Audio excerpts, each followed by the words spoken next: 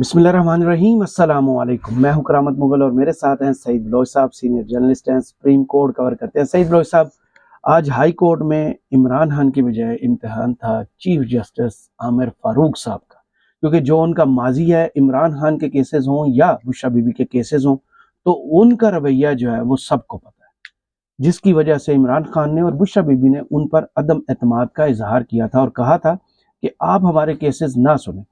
आज उनकी जमानतों का केस था, वकीलों से मुशावरत वाला केस था। हुआ क्या है, सिर्फ नोटिस पर बात खत्म होगी? बहुत शुक्रिया करामत मुगल साहब। देखें, 2 से 3 अहम केसेस थे। एक तो इमरान खान, बुशरा बीबी और शाह महमूद कुरैशी के जो मुकदमात थे, क्योंकि साइफर केस का फैसला आ चुका है, उसमें तोशाखाना का आ चुका है, तोशाखाना का आ चुका है और फिर वो इद्दत इद्दत में में निकाह निकाह का आ वाला चुका केस है। है। तो ये मुख्तलिफ केसेस थे जो इस्लामाबाद हाई कोर्ट में ज़ेर समाअत थे। इसके अलावा एक और भी बड़ा अहम केस, जिसके लिए पाकिस्तान तहरीक इंसाफ की लीगल टीम गुज़श्ता तकरीबन कोई 1 माह से कोशिश में लगी हुई थी और इस हवाले से गुज़श्ता माह जनवरी में इस्लामाबाद हाई कोर्ट के ही जज हैं जस्टिस मियां गुल हसन औरंगज़ेब, उन्होंने कुछ अहकामात भी इस पे जारी किए थे, जब उन्होंने कहा था कि जेल सुपरिटेंडेंट इमरान खान की लीगल टीम के जो मेंबरान हैं उनकी मुलाकात करवाएं, क्योंकि उस वक्त इस्लामाबाद हाई कोर्ट के सामने ये नुक्ता उठाया गया था कि आम इंतखाबात चूँकि सर पे हैं, जो उम्मीदवार हैं पीटीआई के, उनकी टिकटों की तकसीम का मामला है और इमरान खान से इस हवाले से मशावरत करना होती है, कुछ अहम सियासी फैसले लेना होते हैं, उस हवाले से भी इमरान खान की रहनुमाई दरकार होती है। तो फिर उसके लिए वकला को इमरान खान के साथ मुलाकात की इजाज़त दी जाए। उस वक्त इस्लामाबाद हाई कोर्ट ने इजाज़त दी, हुक्म दिया कि इमरान खान की लीगल टीम की उनके वकला के साथ मुलाकात करवाई जाए। लेकिन मामला ये हुआ कि चूँकि हमारी जो ब्यूरोक्रेसी है, पुलिस भी, जो ये सीएसपी अफसरान होते हैं, ये सारे ब्यूरोक्रेसी का हिस्सा होते हैं, मुकाबले के इम्तिहान पास करके आते हैं, तो इस वजह से उनके अंदर भी, वो आपको पता है कि एक खन्नास उनके दिमागों में भर दिया जाता है जब उनकी तरबियत हो रही होती है शायद। तो वो क्या करते हैं कि जब भी कोई मुलाकात होती थी तो लीगल टीम के साथ उनके अपने भी लोग 2 वहाँ अंदर खड़ा कर देते दो थे। फरिश्ते वो कह रहे थे, फरिश्ते, जी, जी। शेर अफजल मरवत। शेर अफ़ज़ल मरवत। हाँ। तो वो क्या होता था कि वो मुशावरत जिस तरीके से राज़दारी में करना होती थी, वो उस तरह हो नहीं पाती थी। क्योंकि पुलिस एहलकार मौजूद होते थे, तो उससे एहतमाल ये रहता था कि हम जो डिस्कशन या कोई अहम फ़ैसला करेंगे, वो ये लोग सुन के कहीं बाहर उसकी इन्फॉर्मेशन लीक ना कर दें। तो मसाइल इस वजह से वहाँ पर जूँ के तूँ थे और इसी वजह से आपको याद होगा कि कुछ लोगों ने इमरान खान के जब केस की समाअत हो रही थी अडियाला जेल में, तो मुलाकात की थी और उन्होंने टिकटों की तकसीम के हवाले से अपने कुछ तहफ़्फ़ुज़ात का भी इज़हार किया था कि टिकटों की तकसीम दुरुस्त अंदाज में नहीं हुई। तो उसकी वजह ये थी कि वो प्रॉपर, एक तो मुशावरत का टाइम नहीं मिल रहा था इमरान खान को। अब फिर उसी हवाले से एक और दरख्वास्त आज इस्लामाबाद हाई कोर्ट में ज़ेर समाअत थी। जस्टिस सरदार एजाज इसहाक खान, उन्होंने इस दरख्वास्त पर समाअत की।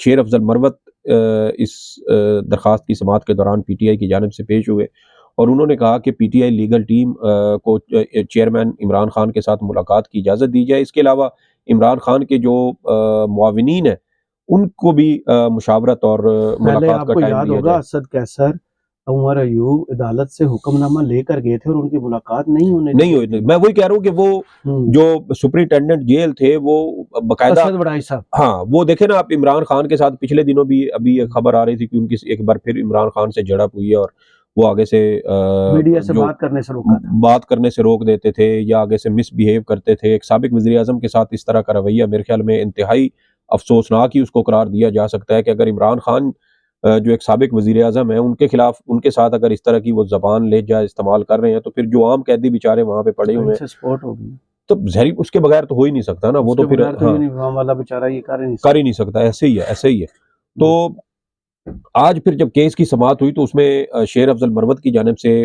अदालत से मुख्तलिफ इस्तदाएँ की गई कि एक तो जो लीगल टीम है उसको इमरान खान से मुशावरत की इजाज़त दी जाए और साथ जेल सुपरिटेंडेंट को और पुलिस को ये वाज़ेह हिदायत दी जाएँ कि जिस वक़्त इमरान खान की लीगल टीम उनसे मुलाकात कर रही हो या उनके मुआविनीन उनके साथ तो किसी-किसी प्राइवेसी किस्म का का, ख्याल रखें। हाँ, मुलाकात कर रहे हो, तो उस दौरान कोई और फ़र्द कमरा कमरा जो वो है मुलाकात। मुलाकात का, उसके अंदर वो वहाँ पे मौजूद ना हो।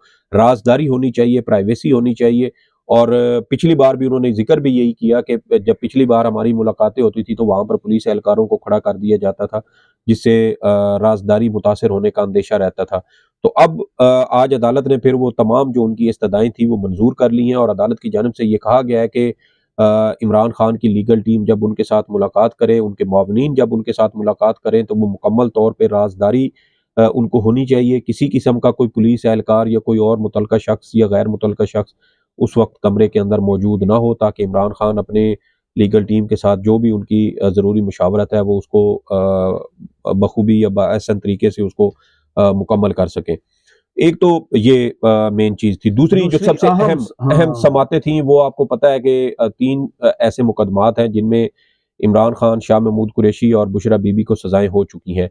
जो मुकदमात हैं वो तो इंतहा दर्जे के भूंडे फ़ज़ूल मुकदमात बनाए गए। फिर उससे और ज़्यादा उसकी फ़ज़ूल प्रोसीडिंग्स उसके प्रोसीडिंग्स, हाँ, वो और उससे उसके ज़्यादा, जल्दबाजी हाँ, में फैसला उससे भी जल्द, बुरी चीज। हाँ, वो उससे भी बुरी, मतलब कि कोई ऐसी चीज़ कानूनी तकाज़े पूरे करते हुए वो मुकम्मल नहीं की गई जिससे इमरान खान के लिए किसी किस्म के कोई खतरात या मसाइल पैदा हों। जब आपने जल्दबाजी में इमरान खान को सज़ाएँ सुनानी थी, आपका मकसद ये था कि आम इंतखाबात से पहले-पहले इमरान खान को सज़ाएँ सुनाएँ, इसके वोटर का जो मोराल है। मोराल है वो डाउन हो, उनके बाहर निकलने की जो एक तहरीक है वो ख़त्म हो जाए और आम इंतखाबात में वो घर बैठे रहें, वोट ना डालें और इस तरह पीटीआई जो है वो उसको वोट ना पड़े और पीडीएम लेकिन को सब कुछ कामयाब, इसके उल्ट हो वो गया। सारी चीज़ें उलट हो गई क्योंकि अवाम ज्यादा इमरान खान का, रिएक्शन है हाँ, उनके। वो रिएक्शन ही तो इस वजह से हुई ना कि उन्होंने कहा कि ये इनको हम रेड लाइन लगाएंगे।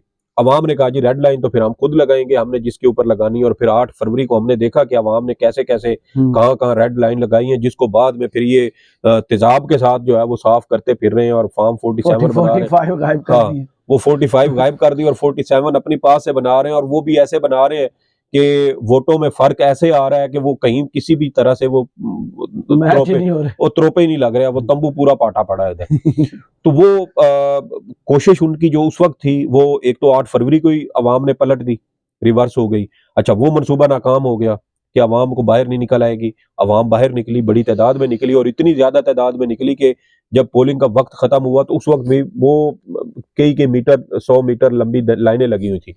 अच्छा, ये चीज़ हो गई। दूसरा इस वक़्त इनका ये था कि इमरान खान को जल्द से जल्द सज़ा सुनाएँगे। तो जो एक एजेंडा उनका था आम इंतखाबात वाला वो मुकम्मल होगा, लेकिन वो नाकाम हो गया। अच्छा, अब वो जो उधर जल्दबाजी की वो अब यहाँ पर अपील के फोरम में आके वो अल्टीमेटली इमरान खान साहब के लिए फ़ायदेमंद साबित हो रही है। मिसाल के तौर पे जिसका हम माजी में जिक्र करते थे कि सजाएं बेशक हो जाएं, ये खत्म हो तो फिर हाई कोर्ट में जाएंगी, अपीलें होंगी तो ये सजाएं खत्म होंगी। जी, जी। अब वो देखें ना, वो सुकम बाकी रह गए।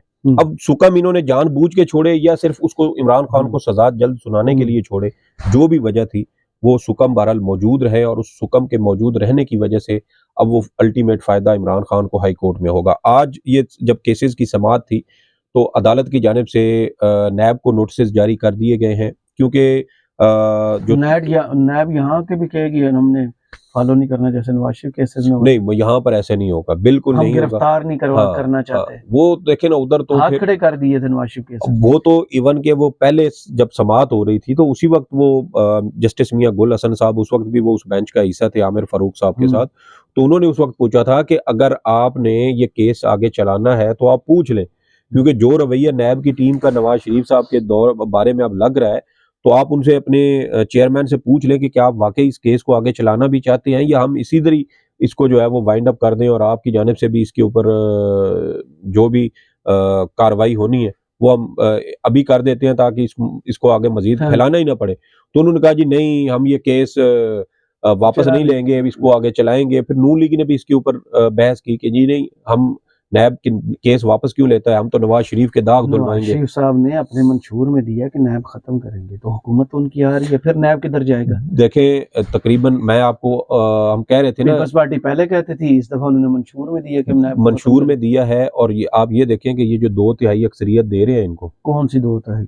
ये वो तकरीबन 6 पार्टी मिलके भी नहीं बनती 2/3 की सर अक्सरियत, तो बाकी कहाँ से आएगी? ये जो मखसूस नशिस्तें रोक रहे हैं ये किस वजह से रोक रहे हैं? मैं आपको यही कह रहा था और कि सदर ये के चीजें इंतखाब से रोक रहे हैं, सेनेट में सर कार्रवाई डालने, पंजाब में सेनेट में हुकूमत डालनी बनवानी है थी, वो कर चुके। जी। ये अगर मखसूस नशिस्तें पीटीआई को नहीं मिलती तो ये पीटीआई की मखसूस नशिस्तें पीडीएम की सियासी जमातों में तकसीम होंगी, ये आप ज़हन में रखें।